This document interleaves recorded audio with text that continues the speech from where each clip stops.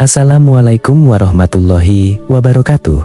Shalom, Om Swastiastu, Namo Buddhaya, salam kebajikan. Rahayu, salam damai untuk kita semua.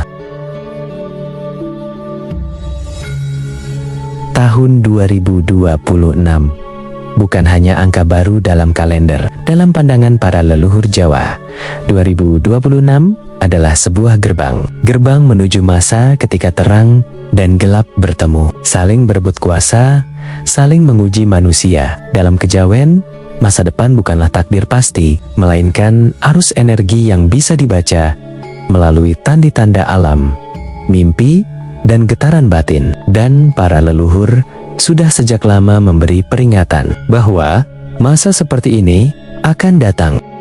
Masa cahaya muruk. Masa cahaya muruk. Masa ketika cahaya menyala, namun bayangan ikut memanjang. Artinya, hal baik berkembang cepat, hal buruk juga muncul cepat. Manusia diuji untuk memilih jalan hidupnya. Dalam pitutur Jawa, masa ini digambarkan sebagai naliko padang lan peteng podo kuatan, geger bakal katon ing batin menungso.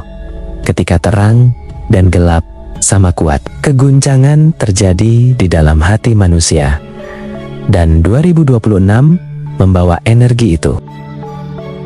Menurut ramalan Jaya, Baya dan banyak spiritualis Jawa meyakini bahwa periode 2020 sampai 2030 adalah fase penutup dari zaman Edan, di mana manusia diuji oleh ambisi, amarah, fitnah, dan kekacauan pikiran. Pada tahun-tahun ini, Jayabaya menulis peringatan, akeh janji palsu, akeh tumindak tanpa rasa. Wong Edan dudu sing ilang akal, nanging wong sing nuruti hawa nepsu.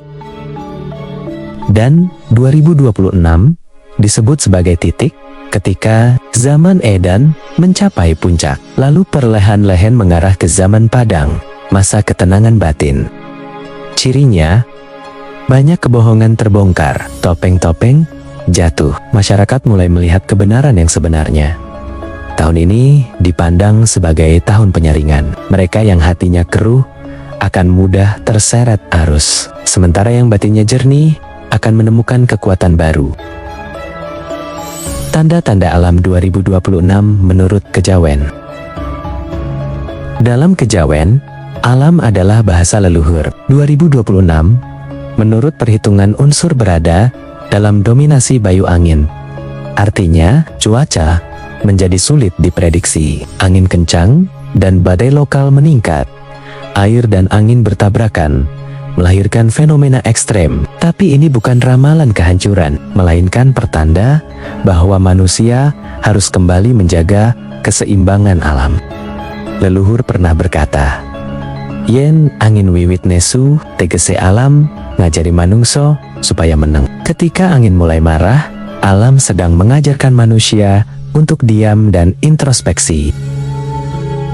Kebangkitan batin dan intuisi. Salah satu ciri masa seperti 2026 adalah intuisi manusia terbuka, lebih tajam dari biasanya. Banyak orang melaporkan mimpi yang terasa nyata, firasat yang tiba-tiba terjadi, dejavu yang sering muncul, dan ketertarikan mendalam ke dunia spiritual. Dalam kebatinan Jawa, ini disebut gerbang Sunyaruri. Fase ketika dimensi hening terbuka dan manusia lebih mudah menerima petunjuk halus. Mereka yang melakukan tirakat, puasa putih, semedi malam Selasa Kliwon, atau Jumat Kliwon akan lebih cepat mendapatkan pambuka atau wangsit kecil. Nusantara 2026, tahun pembersihan. Para peramal Jawa menggambarkan 2026 sebagai tahun pembersihan. Bukan bencana besar secara fisik, tetapi pembersihan moral, sosial, dan batin. Fenomena yang digambarkan, kebenaran yang selama ini tertutup, akan terungkap.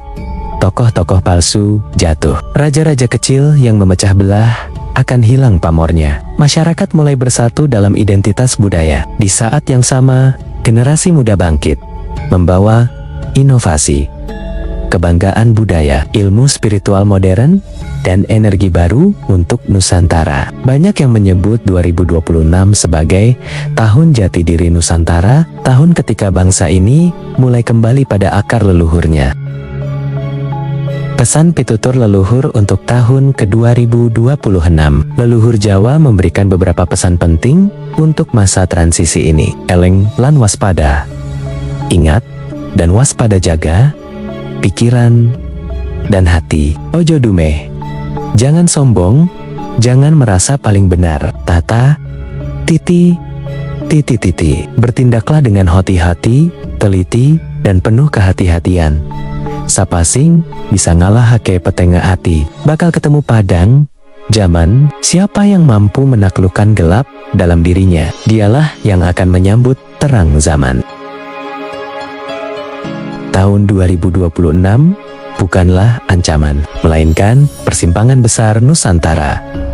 Tahun ketika manusia diuji, namun juga diberi peluang untuk naik tingkat, menemukan pencerahan, dan kembali pada jati dirinya. Rahayu. Semoga semua makhluk hidup berbahagia. Semoga Nusantara berjalan menuju cahaya.